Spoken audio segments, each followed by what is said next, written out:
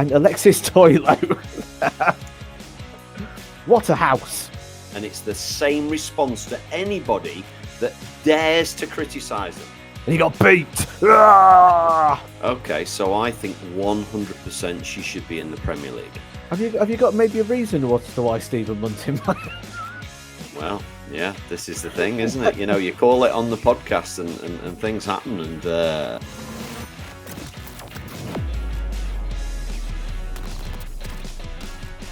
Matt, we're here, episode 66, and it's all new, isn't it? It is a bit more fancy, not just because Christmas is on the horizon, but we're trying to make the podcast a little bit more easier to digest. I mean, an hour of Andy for anybody is hard to digest, so we're just trying to make it a little bit simpler. Yeah, I don't think anybody would like us to do it on our own. I think they quite like the backwards and forwards. I'm very jealous of your blue light in the background today. That looks fantastic. I'm in my bedroom as normal with my shirt on the bed and a case in front of it. It's not really as exciting, is it? But yours looks kind of smart. So whether I can invest in some LED lights, I don't know. But we're here, episode 66, and I started a theme a few weeks ago saying about how you go for the number. So 66, are you a bull man or a treble 10? Bull. Are you a bull man? Like, yeah. So that you can leave 32, isn't it? If you miss the bull, is that what it is? You can. Yeah, I thought it would be. I'm a treble 10 man just because I quite like 18, so I go that way. But yeah, get in the comments. Which way do you go on 66? By the way, I've got to put this out here. I can tell there's a lot of crossovers. A lot of people come listen to the podcast who watch my channel or follow me on other platforms. Andy, I can't get away from something. Oh, what have I done? I am being haunted. I am being hounded by Brighton. Everyone wants to talk to me about Brighton all of a sudden. I was on live stream last night and everyone's like, "Oh man, how's the Brighton?" And then I got like a kind of pop out the fridge and they were like, "Oh, if you don't park for an hour in Brighton, you could probably afford to get yourself 15 cans." And with Brighton, I was told a tip, which I didn't think of this, right? So apparently the council charge parking fines at like £50. If you pay it in 14 days, it's £25. So if you're going to park there for the day, I'm told just park wherever you want, take the hit on the fine because it's only 25 quid. It's cheaper than paying £7 an hour to park in the car park. And I thought, local knowledge. Yeah. But I tell you what, right? I'm going to put this out there. Nobody, I think maybe one person so far, has defended Brighton. Everybody agrees with me. Overpriced, ridiculous. Yeah. £33 for chips. I'm never going. And do you know what, right? So I want to go back down to the retro toy shop down that way again. And the missus goes, "Let's go give Brighton a proper go." No, let's not. Let's not. No, £7 an hour parking. Hotels don't have parking. Well, certainly not if you go on the cheap end. The cheap end, right? I'm going cheap end for me. I'm thinking Blackpool. Cheap end's 35 quid, you know.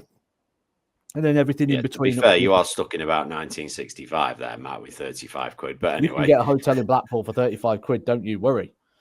With breakfast. So I found it. I've been in it. It's no problem. So Brighton, do you know what the cheapest hotel was for the weekend that 50? She said you wanted to go? 50? Keep going. 70? Keep going. No, I'm not guessing any more than that. That's ridiculous. 85 quid. Oh, come on. This is the cheapest. Dirty Barbara's Dirty Spoon. Well, don't 85 quid.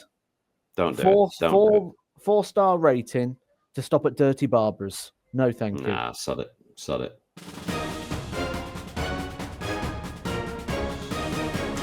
Matt, let's talk Grand Slam. Because while this goes out, people will be watching it. The final will be on, and who knows who'll be in it. As everybody knows by now, we record this midweek, so we don't know who's going to be in the final.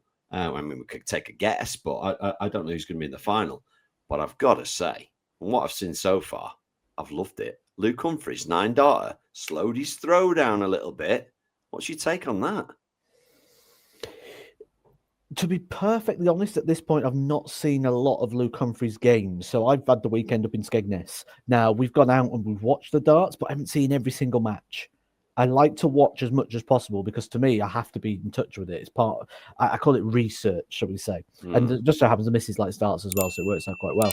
So we go out, we get a bucket of VKs, we get a burger platter, which I call a plateau Brion. Yeah, see, Very that's good. my way of Very getting good. around that, giving the Chateau, the Plateau Brion, and we watch the darts. Now, I haven't seen a lot of Luke Humphries games, to be honest, so Oh, I can't. What I have seen, he's played well, yeah.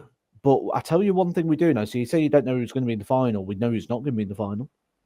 Yeah, we James do. Wade's form's just dipped a little bit, hasn't it? At the wrong time of year, and Alexis Toilo. What a house! Yeah. Stephen Bunting's not made it through the group. He lost all three. Unfortunately, the girls haven't made it. Lisa or Beau was very unlucky. Played well twice. Have you got maybe a reason as to why Stephen Bunting? Well, yeah, this is the thing, isn't it? You call it on the podcast and things happen. And I've said it before, players like that, you or I, we've been coaching a long time. We could fix players quite easily, but we ain't going to unless they're mission players. So, I'm not going to talk any more about that. But yeah, from what I've seen of Humphries, his throw is a little bit more deliberate, a little bit slower on the way back. And he looks like he's ultra focused, like really focused in. That was as good a 9 dart as I've ever seen. I know that's a crazy thing to say, but sometimes they just look beautiful, and you think, "Wow, it was happening." So it was amazing. Mr. Gurney's been in the headlines again. It's not like Darrell, is it, to have a bit of a moan? Now, apparently, nobody seems to know what's gone on. I'm sure somebody does behind the scenes, but he's had a go at Kurt Bevin. Kirk, likable guy, phenomenal referee. So I'd love to know what that was all about, but Darrell wasn't happy. And isn't it funny how they always have a go after the game when they've got beat? So yeah, I He can't never say looked I'm a right in the fan. game, though, did he? I mean, I don't think Nah, he looked right in the slam. I expect a bit more from Gurney because I think he's someone who's maybe playing better than his results suggest. And when you put agree. people in that category, you put the likes of Ricky Evans in, who maybe this event is the one that gives him the rewards for the performances he's been putting in. But when you look at Darrell Gurney, he's been playing a lot better than maybe he's been given credit for. And in this event, I think he let himself down a little bit. I've been singing his praises for a long time. We've been flying the flag of Darrell Gurney. I think he's going to win something, and that might have been the World Cup alongside Josh Rock. But I think I think when he reflects on the Grand Slam, he'll be disappointed with not just that, but the lack of character he's shown. Because that's not Darrell Gurney. That's not Darrell Gurney's game. Darrell Gurney doesn't put his darts down 4 times in a game. Oh, I've lost now. That's not Darrell Yeah. Gurney. That Darrell Gurney's not someone who accepts defeat. He's not someone who rolls over and accepts it. This is a player who's in the top 24 of the world and has been in there for a very long time. He is an elite player. He is an elite player. And elite players don't give up the way he gave up in this event. And, No. we can only go on what we see on the screen. There may be distractions at home. There may be other things going on for Darrell Gurney that's meant it's just not happened for him this week. But it was disappointing to see, and that's not Darrell's game. Yeah. No, I agree. And the other big talking point from the slam so far, I've seen both of Beau's games. She was unlucky. I thought she played great. Just didn't get over the line in the deciding leg. But talk of a spot in the Premier League, considering she doesn't have a tour card yet, perhaps controversial. And Gerwyn Price has said no. That now he's quoted as saying it's a joke. I don't think he said, if that happens, that would be a joke. I think he's sort of saying it as if to say, yeah, the rumors are about, but it's a bit of a joke, really. I don't think it's going to happen. I think that's what he meant. I don't know why I'm sticking up for him, because I don't normally, but that sounds a bit more like what he was saying. Well, you're not sticking up for him. You're just explaining the sort, because that's exactly what it was. He was asked about the question of Beau Greaves being in the Premier League, and he says, yes, but not her selection is, but the conversation is. And Barneveld saying she should be in. Michael Van Gerwen going Gerwyn Price's way and saying it's an absolute ridiculous thing to say. So I'm going to start off by saying, what do you think? Where are you sitting on this fence? I know where I sit on it. Okay, so I think 100% she should be in the Premier League. And I'll tell you why. The Premier League is an invitational exhibition. That's what it is. It's not ranking points. The money in it is because they're putting bums on seats. Is she good enough to ruffle some feathers? Absolutely, she is. It's short format. If they continue with the knockout thing every week, I could see her winning a week. quite easily. She can do it.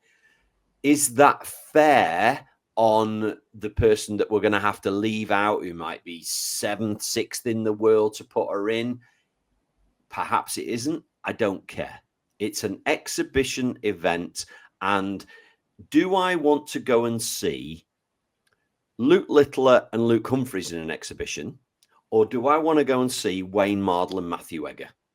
I want to go and see Wayne Mardle and Matthew Egger because I'm going to be entertained. So that's what this is about, entertainment. And I think you've only got to listen to the crowd when she's playing. So, yes, I'm in the camp that, yes, I'd like to see her go. Okay, I'm in agreement with pretty much everything you said there, but at the same time, I disagree with everything you said. That's where it's tricky, because I think I look at this from a different point of view. I think when you're talking from the fan's perspective, and as a fan, someone who watches and enjoys and indulges in darts, you want to see that. I look at this from two different angles. I look at this one from a player's point of view, for which I was there and I've been on ground level. I've heard the conversations. I know what goes on. I look at the commitment that the players have had to have to that tour to try and get this opportunity of being in the Premier League. And I think that would be a little bit disrespected if they was to be cast aside for someone who right now, as of this, doesn't have a tour card, has never had a tour card, has only played 6 Pro Tour events this year, of which has won £5,500. So I think when you look at that commitment that the players have had, I think it'd open up a very tricky can of worms in regards to that. Does it then give us the best Premier League? I mean, absolutely, she can compete, but at the moment, stats suggest she's not even in the top 64 in the world. Currently, Beau is averages 78. So if we was to grade everyone based on averages, she's the world number 78. So yes, we know she can peak and she can go up, but here's the thing I'm going to ask you now. Are you saying you'd like to see Beau Greaves in there because of Beau Greaves' talent and it being a talent show, or is she going in on the novelty vote? I think more. I think both. I think the talent she's proven this week in the Grand Slam, that I think her season average isn't relevant on the basis that she plays against other women which perhaps don't push her as hard. She's come up against 2 phenomenal players this week and almost beat them, and her averages were 100. So that tells me, when we've seen her average 100 enough times. So that tells me on a day she can compete. I honestly believe she would win one of the weeks, at least one. Is there a bit of novelty? Absolutely. Did I enjoy Fallon Sherrick the year she went to the World Championship and won 2 games? Absolutely. Because it's something different, Matt. It's something different from the norm. It's entertainment at its finest. The crowd end up on her side. It changes the dynamic of the crowd. I'm all for that, as you know. I'm all for mixing things up.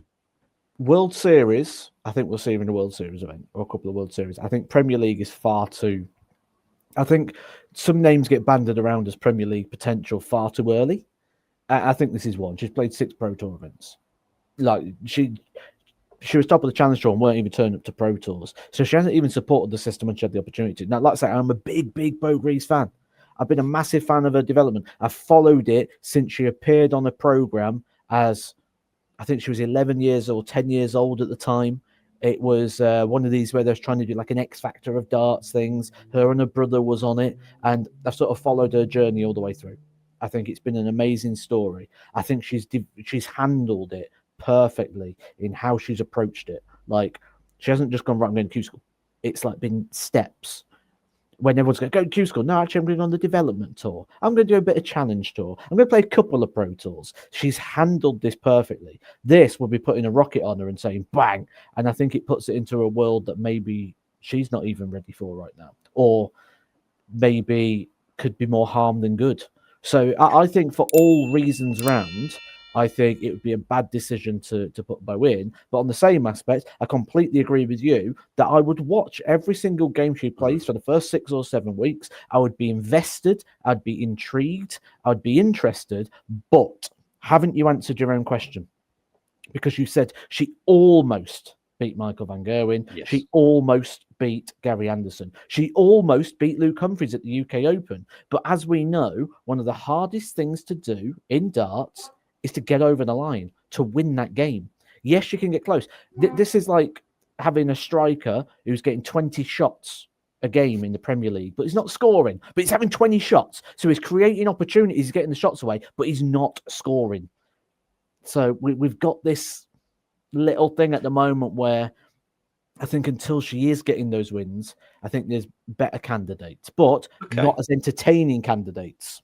Yes. Okay. So final question for you then. If they offer her a spot, will she take it? I don't think she does. I don't think she does. She's not took Pro Tours when she got offered them. She's been offered Pro Tours all year and turned them down. She's been offered spots on things such as Super Series and not always gone. There's been opportunity for Beau Greaves to play in a lot more, and she hasn't took it. So she didn't do Challenge Tour events. She's been very particular in how she approaches the game, and I think she approached it really well. And I don't think the Premier League's on her radar right now. I think the most important thing for her right now is to get in the top 64, to get on the Pro Tour and play regularly against these players and see how things go from there. But I fully expect she's going to go do well. I really, really do. I think she's going to be the first female player to win a major title. I think she's going to be the first female player to win a Pro Tour. She's going to be the first one to defend the card. There's going to be so many firsts that Beau sets, and she is going to set the bar. She is going to set the ceiling.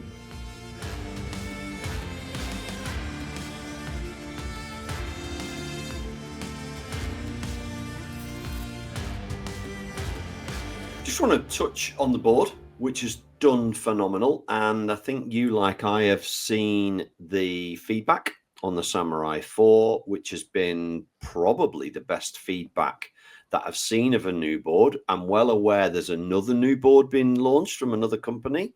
I'm maybe not seeing as good a feedback on that. We are never the people to come on here. I get lots of questions every week and emails saying, oh, please discuss this. Please discuss why yours is better. Please do. That's not what we do. We don't come on this channel to slag other brands and say why we're the best. We'll just tell you what we've got and whether we like it or not. And we love the new board. Mine's still looking phenomenal. I did some coaching the other night and the guy was like, we just put this up. I was like, it's been up 3 months, mate. He's like, no way. So the feedback for the new board is excellent. We somehow, by hook or crook, managed to keep them in stock. I know there's very few left. So well done whoever did the ordering, because I know there's thousands arriving now in time for Christmas. So that's great. But I want to talk about a potential another product, Matt. And I want to get the viewers and the listeners to comment whether they would be interested in buying a Mission 72 gram dart. Now, I can see you smiling. I've been trying for ages to get this dart out. Yeah, you can't use it. Obviously, it's way. Do you know what the legal limit is? It's 40 something, 40 isn't it? Yeah. So you can't use it in competition. But we had a set made. We've done videos with it in, and coming very soon, a certain special guest we had on last week. Oh, Matt's got them there, right on cue. A certain special guest we had on last week hit a 180 with them. We had a quick go with them in your studio. I was worried we were going to upset the neighbors from the noise they were making hitting the board. But I want to get in the comments. Would you buy something like this just to, have a go at home, have a go with your mates, whatever, even if you can't use it in competition? I think it'd be a good thing to buy and put away and never use. Could be a collector's item. Wow, look at the difference in size there. Yeah, apologies to the audio viewers, but Matt's actually showing them there on screen. So yeah, I'm just really interested to find out what people think, Matt.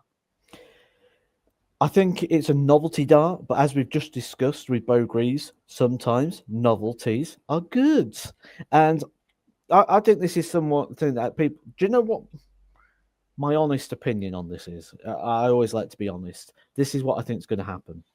These darts will be produced in a limited run because they're not going to be mass produced and replenished and replenished and replenished. They're going to be reduced on a one. They're going to be one SKU, aren't they? They're going to come out once. Yeah. I think what happens is everyone's going to want to have a go with them. And let's say 500 darts come out.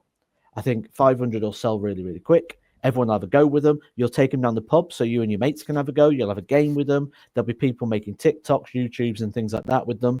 Then maybe 100 to 150 of them will reappear on Facebook groups where they're going to try reselling them because they'll go, right, well, I've had my go with them, had my fun with them. I'll try and get 80% of my money back now, because that 20% I spent, I'm okay with because I've had fun with it. And then they'll appear on the group and someone else will have a go with them. And then someone will buy them in and then they'll do the same. And then another 50 will appear on there. And I think they're going to be a bit of a turnover dart where everyone's going to want to have a go with them because they are fun. I mean, look at the reaction of the players when they came up the other week to amateur release. Everyone was loving it. So yeah, 100%, I think they are going to do well. I think I can think of a million different things I'd like to do with these, and I'm probably going to do 1,000,001. They're great fun. It's a novelty, but that's what it is. It's a novelty, isn't it? But as we know, novelty is good.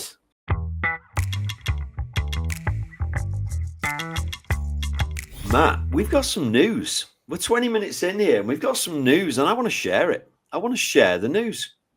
You're going to be if you're watching or even listening to this podcast this week, episode 66, it's going to look and sound very different. And there's a reason for that. We've got a new guy in town. We've got a new videographer and editor called Jake. You are going to see him in front of the camera from time to time as well. He can play a little bit of darts. I'm a bit worried, actually. I don't want to be number 3 in the group, Matt. You know, I'm kind of quite happy being number 2. So we've got somebody You'll always new. be number 2, Andy. You. We'll see. So welcome to him, and things are going to look a little bit different, obviously, because new people have their own ways of doing things. It's super exciting.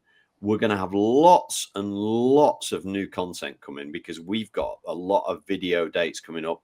I know people have been asking, when's Rate My Hockey Series 6 coming? That's going to be early in the new year. Don't worry, it will be coming back. When's the new Rate My Throw? And I've seen it this week. Are you going to do a pro edition? Yes, we are. We're going to be filming that next week. So that's going to be coming. It's exciting times to be following us on here, on Mission YouTube, on TikTok. Lots and lots of stuff, Matt, we're going to be doing, aren't we? Yeah, and a lot of it I've already done when Andy decided to throw a sickie in, throw me under the bus. Thanks for that. Say, Matt, right, you've got to deal with everything now. Oh, by the way, the 3 people that was meant to do things, none of them are in work today.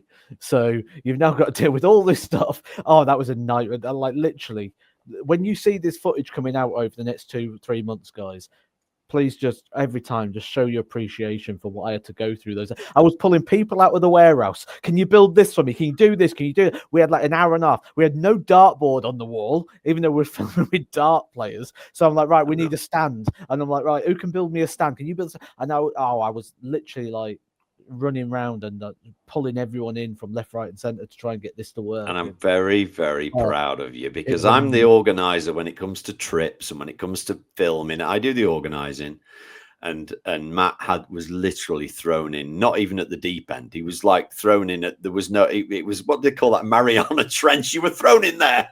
That's where you were thrown. There was no bottom. There was no way out. And you came out with flying colors. So, to make it worse, I could make it even worse, right? So,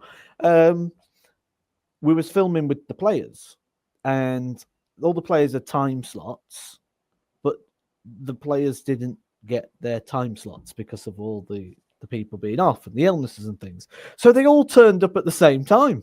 So now I've got 45 minutes filming slots with people. I've got 6 players on site, and I'm like, oh, what do we do now? Like, oh, it was a nice, and it was just so happened to be Jake's first day on the job as well. So it's like, welcome to the chaos. And I'm running around everywhere, like just trying to fix it. But so please, you best enjoy this content. If I see one negative comment on there, you're getting blocked. If you go on there and go, I don't know, you're blocked. You've gone. So if you see any content coming up and you're like, where's Andy? Andy was ill, unfortunately. Matt did it on his own. He did it, and I've seen some of it already, and he came up trumps, which is great. So that's really, really good. One other thing, and total random thought, Matt. and I've been waiting all week for you to take the mickey, because they've announced they're going to put an extra tax on electric cars. And I thought, any minute, because you always take the mickey, all like, Andy's charged. I've got to stop because Andy's got to charge again. Have you run out of battery today? And I get this all the time. And now they're going to charge people per mile or something for having an electric car.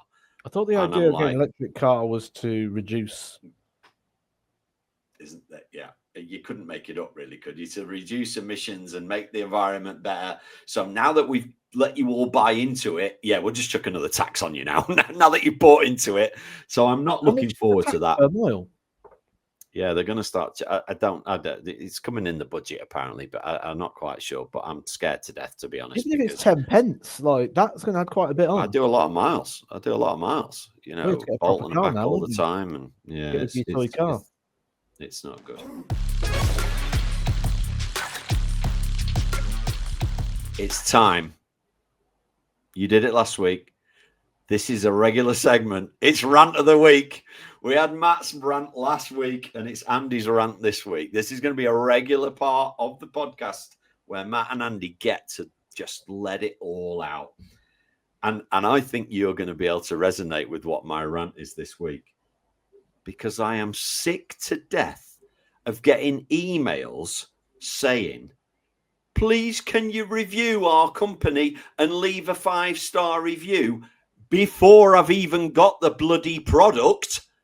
Like, it's like, oh, you've placed an order. Can you leave a review on that? Hang on a minute. You haven't even sent it yet. Yeah, I got one from a hotel the other day. I hadn't even stayed. It was like I was staying on Friday, and I got the email on Thursday saying, could you tell us how good we were? No, because I haven't been. It's almost like it's gone.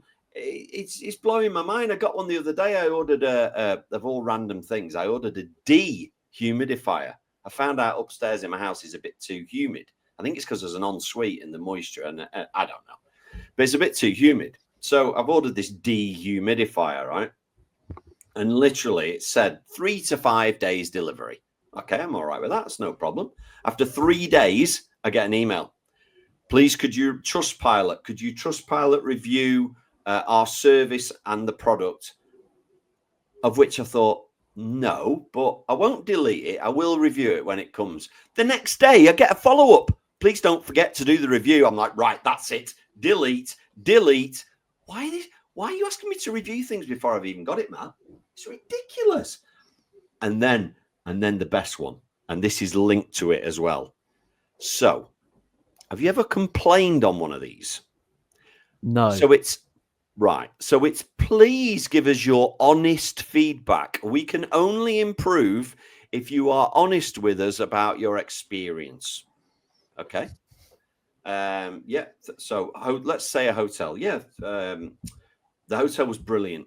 Thought the dinner service wasn't that good and struggled to get the barman's attention, blah, blah, blah, blah. But overall, I'd stay again, blah, blah, blah, blah, blah. But you've left a negative in there. And then they come back and with the response on Trustpilot or whatever it is, any of these reviews, the response is, thank you so much for your glowing review. We are glad that you enjoyed your stay, and we will look into the comments you have made. And honestly, and then so I'm mad now. So now I'm looking down, and it's the same response to anybody that dares to criticize them. So hang on a minute. You've asked for my honest review so that you can get better. And then when people have gone out of their way to do that, you've given them an automated response that says, yeah, we'll look into it. That's my rant of the week. I'm sick of it. Okay. Well, I'm not letting you just have rant of the week. I love rant of the week. I've got a couple of things myself. So I've been to Skegness, as I do. And one of the things I'm very good at is arcade games. I've grown up around seasides. I know the system. I know what works, what doesn't work. I can jackpot machines left, right, and center. Especially skill-based games. Skill-based games is just, do I have enough equipment? What's the time? What's the score? And I can work out how many times I can jackpot something based on what I've got. So I've gone to this machine. I've looked at it. I've gone, right, I can jackpot this 5 times. Ticket machines. Put pound in with tickets. So I can jackpot this 5 times. I've won it once. And the tickets didn't come out. So I've gone to get the woman. I says, excuse me, I think the machine's out of tickets. She's come over. She goes, no, the tickets are in there. And I said, well, it hasn't printed. She goes, oh, there must be something wrong then. She goes, how much does it owe you? I went, 500 tickets. She goes, no, that's the jackpot. I went, yeah, and I just jackpotted it. She looks at it. She goes, no, but you need to get 541 points and you've only got 500. I said, no, it was 591. What happens is every time I jackpot it, it will increase the top score by 50. And then so it always improves to the point I can't get it. And she goes, no, you haven't done that. And I'm like, are you saying I'm lying about this? She goes, no, you haven't done it. And I says, well, watch this. I says, I'm going to do this another 4 times now. I says, so I'm going to jackpot it 4 more times. And then you can just go off and get the 3,000 tickets if you want. And we'll just do it that way. She turned the machine off. She turned the machine off, went and got 500. I went, thank you. Then I went back later to see if she's put it back on again, and it's a throwing game, so you got balls in there. She'd removed most of the balls out of the machine and left like 2 balls in there. No. So I couldn't go back and jackpot it. Lings in Skegness, you are a disgrace. That's like the old carnival games that are unwinnable, isn't it? Yeah, to make it unwinnable. I love a fair game. If I'm good Yes. enough to win, I should win. If I'm not, I'm not. But I don't like it when it's just basically turns into a scam. You cannot win the game. It's impossible. And Yeah. I'm a highly skilled player at that game. So if I can't get close to it, what chance does someone else have of doing so? So that's the first part. The second part, this may be quite interesting. I don't know why at the minute, but and this might sound quite harsh as well. I'm getting bombarded, Andy, with messages at the minute of maybe it's because like I'm going up in the world a little bit. I don't know, but I'm getting a lot of messages of people asking bits. Could you send me a shirt for free? Could you send me darts for free? Could you send me this? And I'm thinking to myself, there is no such thing as for free. I've still got to buy that stuff. I've still got to buy the shirt or buy the darts or buy the. It's not like I get them for free. I have to buy this stuff. And I tell you what, right? I am not joking when I tell you, at the moment, I'm getting at least 5 messages a day. Why do they think you're going to send stuff for free? You're not a retailer. You've not got a warehouse full of stock. You've got your own stuff like I have. Yeah. Can you send me one of your shirts? Oh, could you send me some darts? Could you send me some of your darts that maybe you've used before? And it's like, it's like this is still a cost to me. Even if it was something that I got for free myself, I've still got to pay to send it to you. So you need an automated response that says, thanks very much for your email. If you could just leave a 5-star review. Oh, God, no, right, here you go. I'll tell you a true story here, right? True story. So about 3-4 years ago, it might have been a bit longer. When was COVID? COVID was 5 years ago, wasn't it? 5 years ago. COVID. So 5 years ago when COVID was on. There's a charity that I've always supported locally. So I don't believe in giving to big charities. My rule of thumb is if a charity's got a marketing department, I'm not interested. I'm done. Because what effect was my donation going to do on that? I give to local charities, places that are going to have a big impact from my small donations. If I give £500 to Cancer Research UK, it dissolves into nothing. I give £500 to a local charity, that could be the difference between them running or not. And a few years ago, there's a charity. I'm not going to name them for obvious reasons because it doesn't go well for them. And I always used to donate to this charity until this moment. And they basically give food to families via delivery, either to disabled families, like they've had a disability where they can't now go out and get it, whether that's short term or long term. And they also provide food to children during half terms, like children that rely on free school meals. Because when they're at home during half term, they don't have that meal. And that meal could be quite important to them to have that meal at school. So they provide meals either delivery out or via centre, which was at one of the schools I used to work for. So I was like, right, brilliant. I'll donate to this charity because I love that cause. It was coming up to Christmas and they didn't have enough money to fulfill their obligation. So what they wanted to do was, because it was COVID, all like elderly and all they wanted to provide them a Christmas meal and deliver it and take it out at Christmas dinner to those that weren't able to, like, who are living on their own, who weren't able to go out and have Christmas dinner and all the, or maybe couldn't afford all the ingredients cooked Yeah, for I one. think you might have told me this story before. Actually. Yeah, I think yeah. I'm getting it. Yeah. And so they put out an advertisement saying they needed fundraising, and I contacted them and said, "How much are you short of?" At the time, and at the time, I think I just won 15 grand at the World Championship, so I was quite well in. And they said we're about £1,000 short. Not a problem. I'll send you the grand. Take your campaign down. I'll give you the grand. So I did. I sent them £1,000 cash. Well, not cash, but you know what I mean, bank transfer. Yeah. So bank transferred them the grand. Lovely. Week later, on their advertisements in the local press, everything like that, they did a thank you post. They did a thank you post to Greg's the Bakers because Greg's gave them £75 worth of bread rolls. Really? I give you a grand, they give you £75 worth of unsold bread rolls that they couldn't clear that day, and they get a big thank you in the press and in the. I'm like, no, that's me done. You didn't do it the next year, then, did you? No, absolutely, No. I didn't. No. Anyway, do you know what time it is? You got a quiz for me? Yes. Right. I've got it wrote on my whiteboard over here. No, I've had some stick, Matt, because I got 0 again last week. Please make it easier for me. So I saw a comment in there saying, if my life was dependent on Andy getting one of Edgar's quiz questions right, I'd just take it myself. Like, at least I've got control over something. So what we're going to do is we're going to have a game of higher or lower. Oh, all right. Yeah, okay. High or low, high at least or I've low, got a 50% chance. low, high or low, high or low, high. Right, so what I'm going to do, I'm going to give you a dart player. I've got 3 lines here. I'm going to give you a dart player, and based on ranking titles only, so not like challenge tours or World Series events, you're going to say if the next person's won more or less titles than that. Is it PDC? It doesn't include a video. PDC ranking titles. Okay. So okay, I reckon I'll be good at this. Yeah, okay, I'm ready. We're going to start off with Ross Smith. That's our baseline. Do you want to have a guess how many titles Ross Smith won?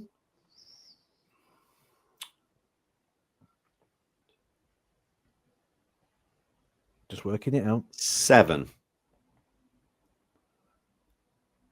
How have you got that?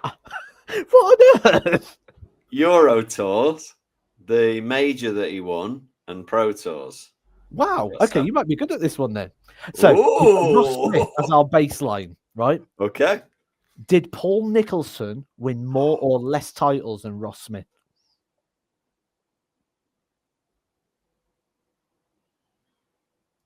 Cogs are turning. Less. It was less. We're on to round 2. Next player. Has Ryan Searle won more or less ranking titles than Paul Nicholson?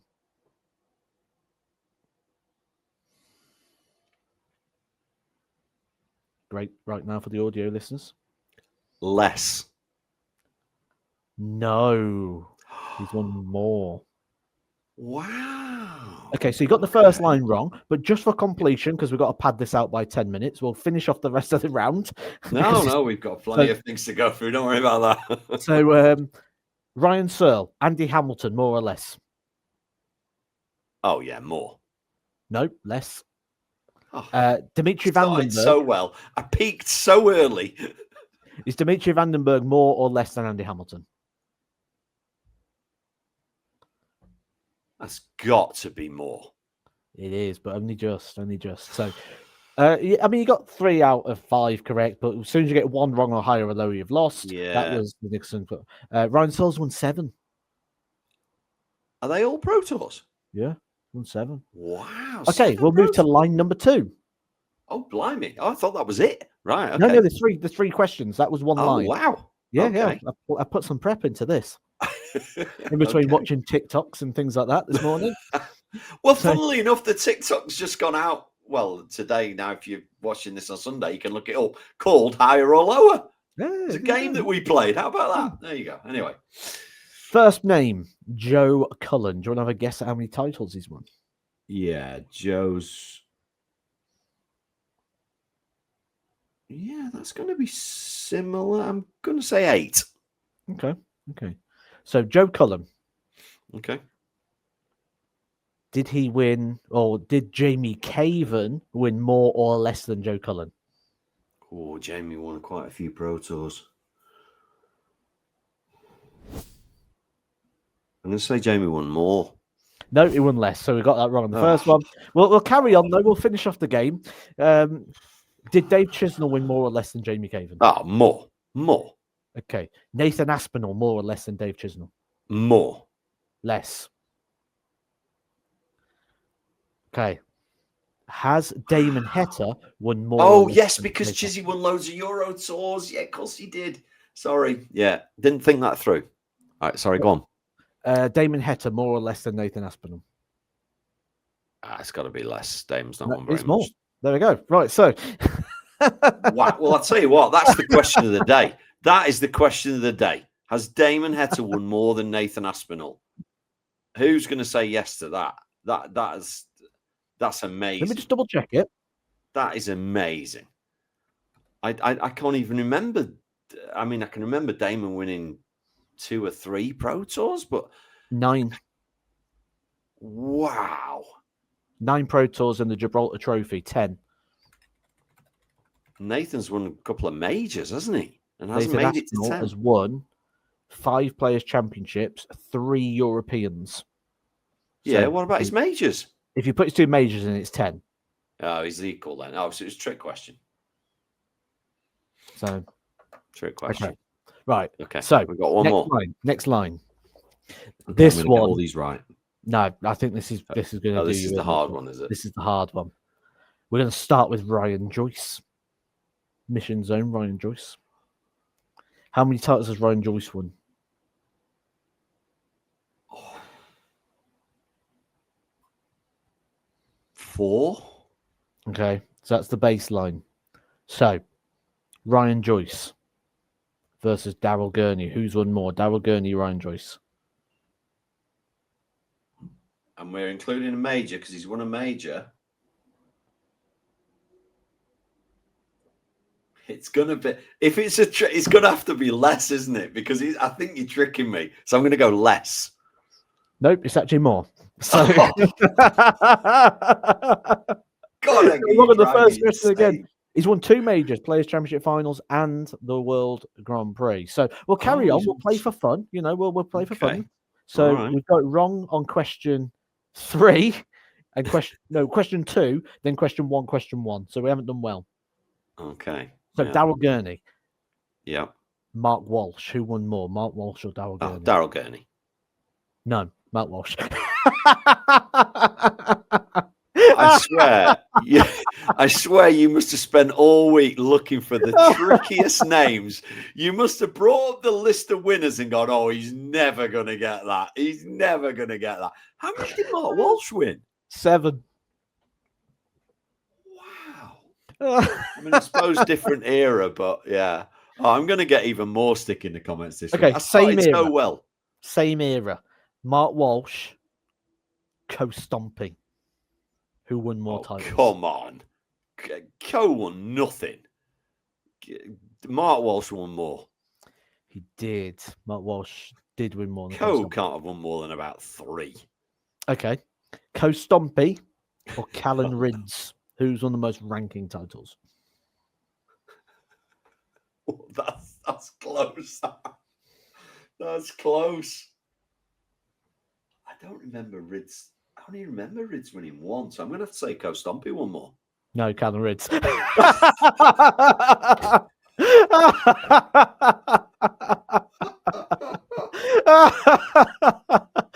It's 15 questions. You got about 4. Oh, please get in the comments with an easier quiz that Andy can do. Oh dear, oh dear, oh dear.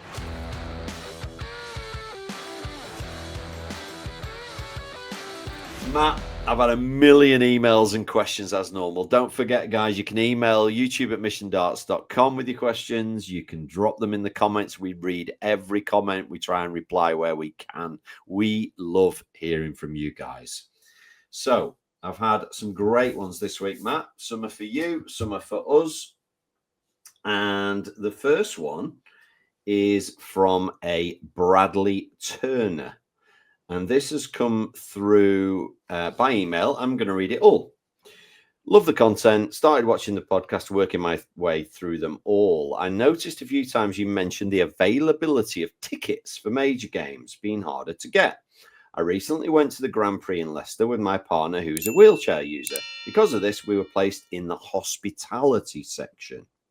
I noticed straight away that the majority of the people in this section were different than I would normally be around. No costumes or anything like that. While we were sat there, I overheard a lady say, "I'm glad we're not sat on the tiered seats because I would feel like scum." I was taken aback by this comment and felt personally attacked because in previous years, that's where I would have been seated.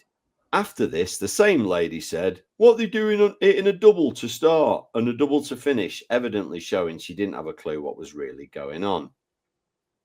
And what his question is, he's saying, I feel that a lot of people who love the darts might just be there, they don't really want to be there. Would love to know your opinion on this and think if it could be tackled somehow. Are there people at the darts that don't want to be there, Matt? Yeah, of course there is.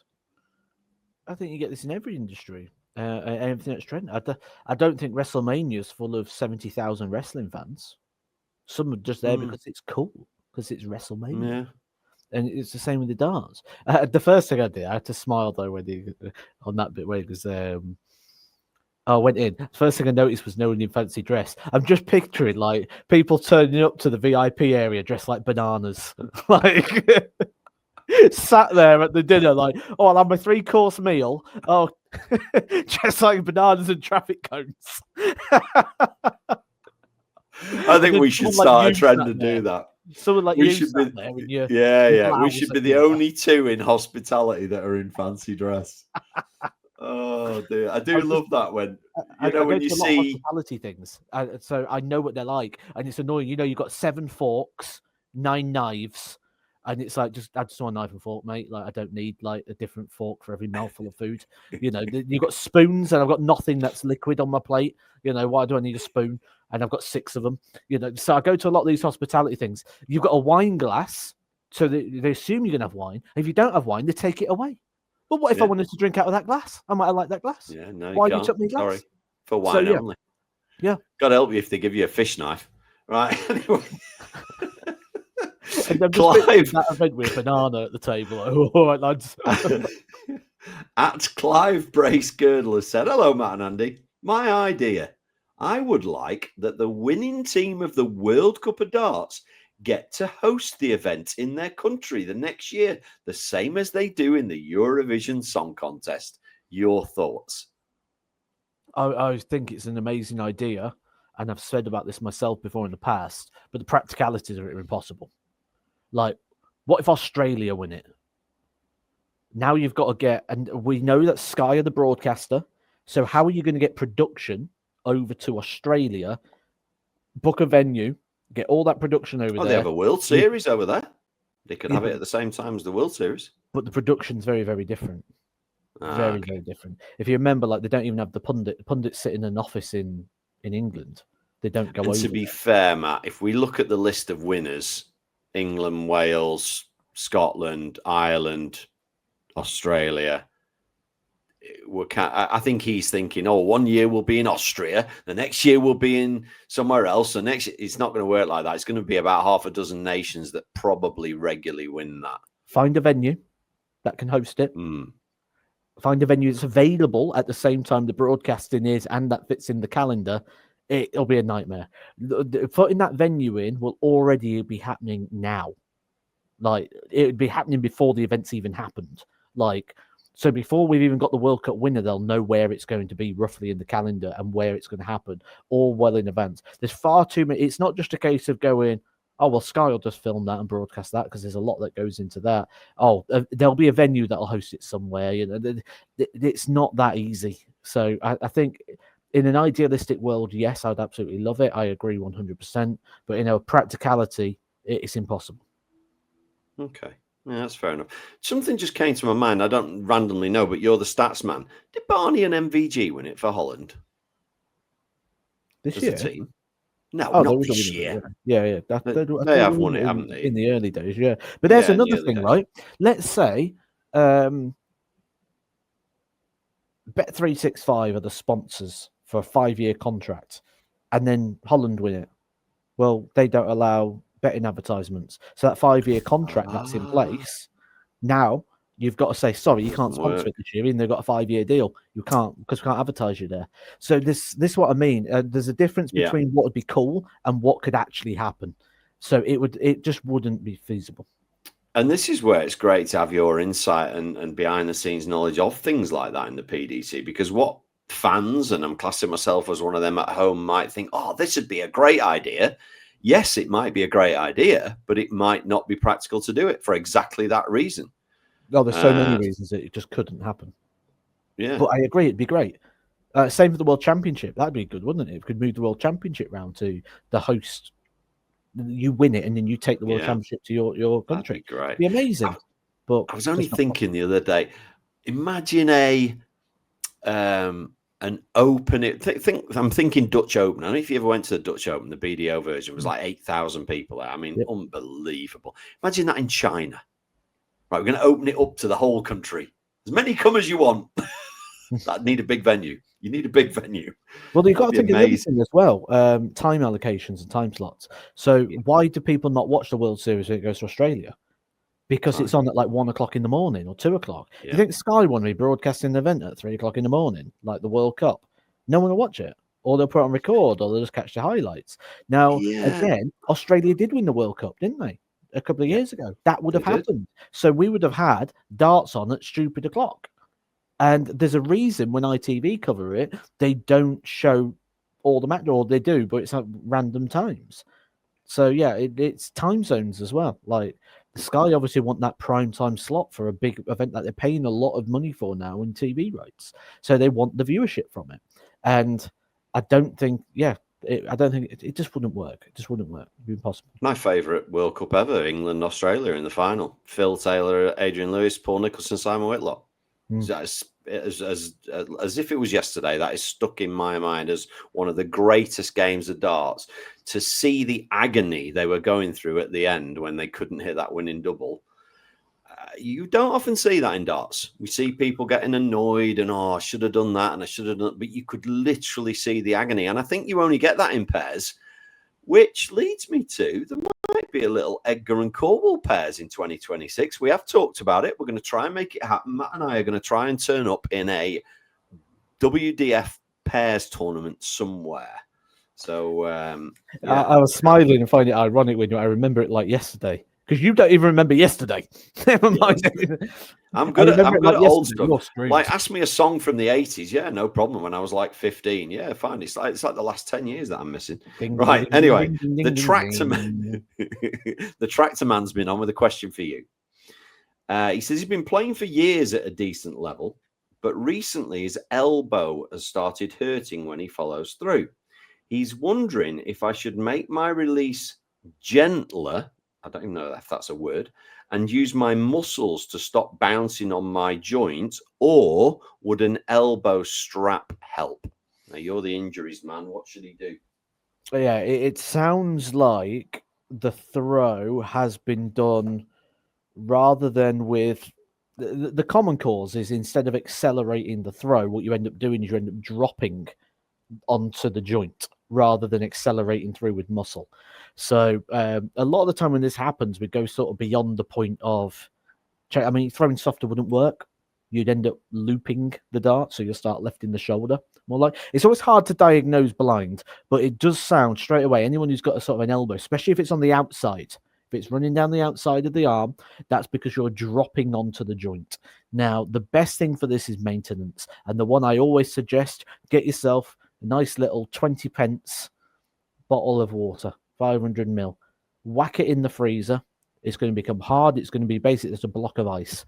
And then with that, just roll it from the top of the wrist, roll it all the way up the forearm, all the way down the outside of the arm, and just roll before and after you play. You'll be icing and you'll be rolling at the same time. Why go spend hundreds of pounds on these kits when you can just freeze a water bottle that'll do exactly the same job. So just roll up and down the arm. Couple of minutes before, a couple of minutes afterwards, it's going to just give you a bit of pain relief for sure, and it's just going to give a little bit of maintenance. But without seeing, it's very hard to say. Great, love that. Save you money for parking. Right, so only in Brighton, get an hour out of that. Jeff Hardy's been on after the recent controversy in the WDF where they messed up calculating who'll be participating, which you mentioned last week. He wants to ask, what's the biggest controversy you saw in a tournament that you took part in? One of his was that he took part in a tournament where the rules changed overnight because the organizer couldn't get past the group stage. So he changed things. So he got to play in a later round, which is a bit, but have you ever seen any controversy yourself in anything? We nearly had. So up here on top of my cabinet, there. Oh, there it is. On the top. Yeah. So that is the Slovenian Masters trophy from 2023. So I won the Slovenia Masters 2023. In the final, before the match, I confirmed with the referee. I says, format is 1st to 5, right? And he goes, yep, 1st to 5. Perfect. So we're playing away. I've hit the double, gone 5-3 up, turn around to shake the guy's hand. He goes, no. He goes, it's 1st to 6. And then I said to the ref, I went, it's 1st to 5, isn't it? He goes, no, it's 1st to 6. And I went, I asked you before we started, and you said 1st to 5. He goes, no, it's 6. I told you. And I'm like, you didn't. You did not tell me. I says, right, fine, we'll carry on. I won 6-3. Had I lost, that could have been a very, very... that would have been awful. Issue. And then when I got back, I checked the rules, and the rules said 1st to 5.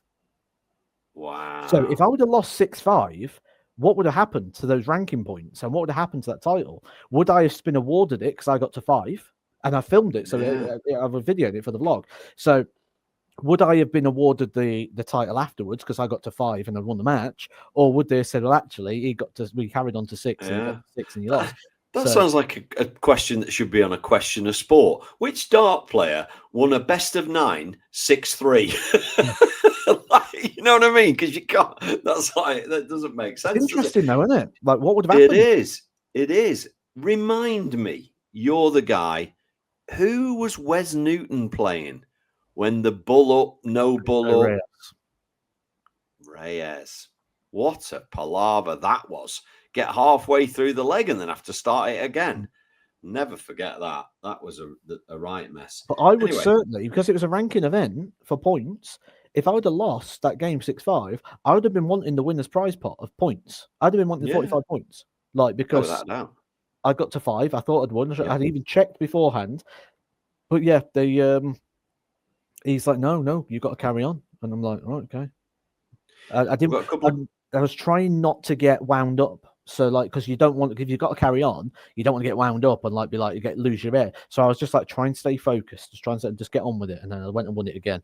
And I'm like, have I won it this time? So I did it. I hit the double. Yeah, I bet you did.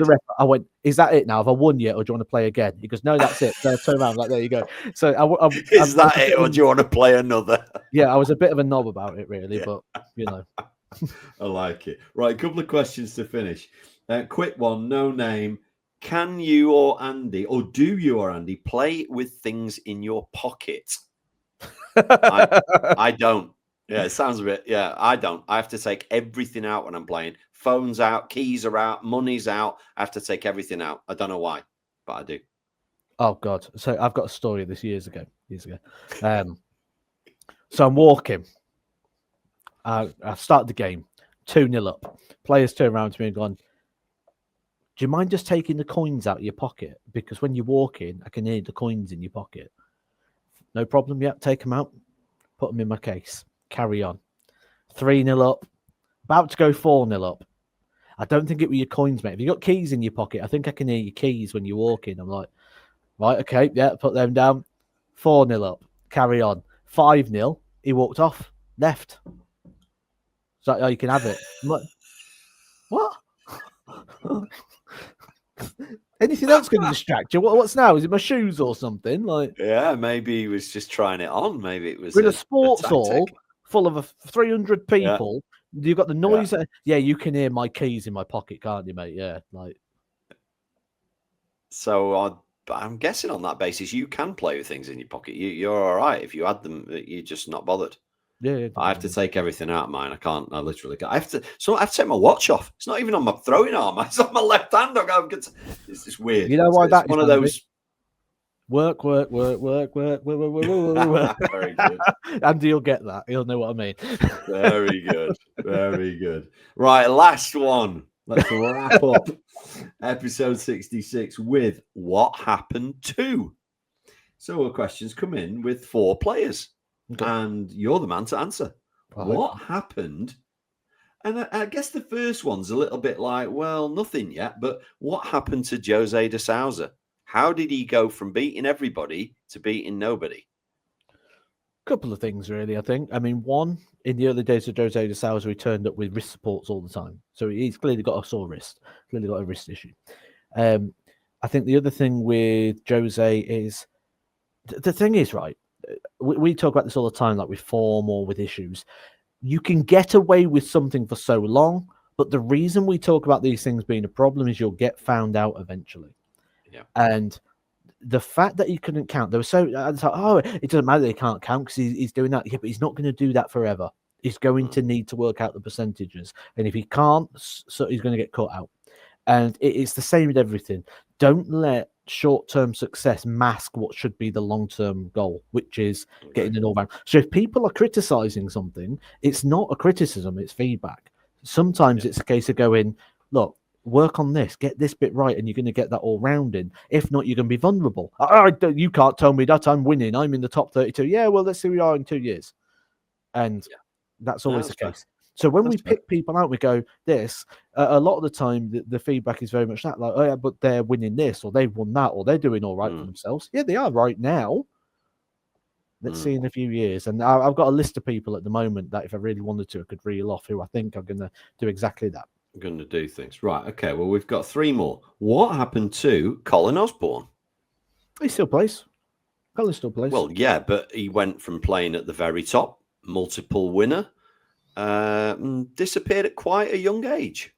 Any reason? I mean, if there is no reason, just say there's no reason. I just thought you might have an insight. Did he get injured? No, his throw broke down. And I remember one of his last real big games that he had on Sky was about 2013 in the UK Open. He was on the main stage and he got beat. Very good. Edgar with a double 10, come back from 4-2 down. I've heard you tell this story before, but please do tell it again. What happened to Corey Cadby, UK Open runner-up? A bit of Her Majesty's got involved, really, didn't they? I think it's the easiest way. He was a naughty boy. Is that what we were saying? He was a naughty boy and thus couldn't come back into the UK, I guess. Could have been a world champion by now. Okay. Could have been multiple world champions. The last one, and I thought this was I'm going to say this again. I say it every time. I have seen thousands of dart players. I've seen them all. Seen everybody from Phil Taylor, Michael van Gerwen, seen the development of Van Gerwen from 2011 moving through. I saw Luke Littler come all the way through. I followed that journey. I'm watching Mitchell Lurie at the moment. Very, very impressive young talent. So I've literally seen from start to finish a lot of careers. I have never seen anybody with the natural talent and ability of Corey Cadby. He was unbelievable. What we saw of him on the screens was a tiny, tiny snippet of what he was capable of. He was incredible. I have never seen anyone like him. When anyone asks what's the biggest waste of talent ever in any sport, the answer is Corey Cadby, because he should have been where Littler is. Wow. There you go. And final one, what happened to Colin Lloyd? Because he retired early. Yeah, he does a bit of commentary now on PEC TV. He does a bit of spotting and things like that. He's going to be doing some podcast work soon as well, I believe. So you'll hear him going up to the World Championships and things. So yeah, he's still involved in the sport, but he's got no ambition to play it. Okay, Fair enough. Yeah, so maybe he just had enough of travel and tournament play and, former world number one. And I always found him to be a really nice guy. So It's not just what you see, it's what you don't see. It's getting back from an event and going, right, I've got to get back on the practice board now. I can't leave it too long, or I can't leave. And it's just that ongoing cycle. Like darts doesn't have an off season. You got to give yourself one. Like football, August till May, you're on, and then you got a few months off. Darts is just a continuous. What's next? What's next? What's next? And Phil Taylor summed that up great when he said about as soon as I won a title, it was like, what's the next one? What's the next one? Not many people can deal with that mindset. There's only so many times you can punch the dartboard without making a right mess of your hand as well. I'll leave you with that thought, Matt. Pleasure as always. Hope everybody likes the new format podcast. Same time every week without fail, Sundays at 7. We'll be back same time next week with episode 67. We'll see you then.